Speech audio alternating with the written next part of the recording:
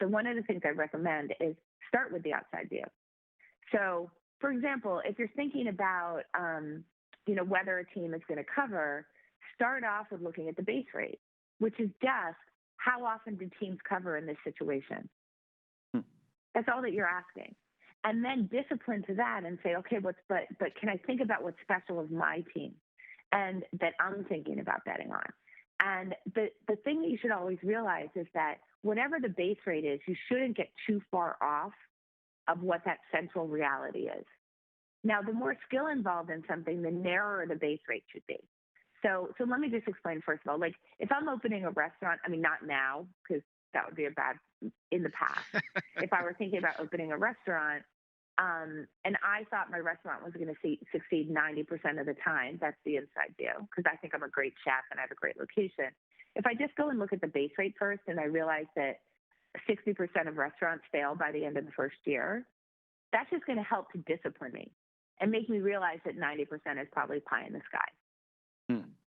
So when you're thinking about sports betting, you really want to think about base rates. And the more skill that's involved in the sport that you're betting on, the more that you should be looking specifically at the base rates for your team and the team that they're playing against, as opposed to generally across the sport. And I would recommend people look at Michael Malduson's work on called the success equation. He actually has a very good chart of, how much luck there is in any sport. So, for example, football happens to be one of the sports that has a bigger influence of luck, just as an example. So with football, if you're looking at lines, you would be more generally looking at sort of what happens across the NFL, a little bit more than if you were looking at basketball, where if it were the Sixers versus the Celtics, you might want to look more at base rates for that particular team. And then layer your own opinion in on top of that. That's number one. Number two is get other people's feedback and anonymize it as much as possible. And there's two ways to do that, which we've already mentioned. One is don't tell them your own opinion first. And two is try not to tell them too many details about the teams that you don't need. So basically think about it as like Dragnet, like give them just the facts and then let them give your opinion and strip away your own opinion before they give you theirs. And then the third thing that you can really do to help is, as you're thinking about making a bet, to say to yourself, okay, it's after the game and I lost my bet. What do I think the world revealed to me?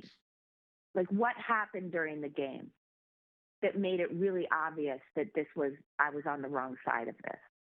So, and let me just separate this out. Just because you lose a game, obviously, doesn't mean you're on the wrong side of it.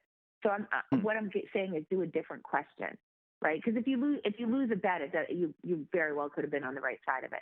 This is a different way to think about it. Before you place the bet, to say, it's the end of the game and I lost the bet, what is the information that revealed itself during the game that made me realize I was on the wrong side? And that acts as a really good way to get you to your own outside view so you can view it kind of after the fact and start thinking about why you might be wrong as opposed to why you might be right. And that's the perspective breaker, because our own perspective is always that we're right and we're trying to prove our own models. This gets you to the other side of that, thinking about why you might be wrong in advance.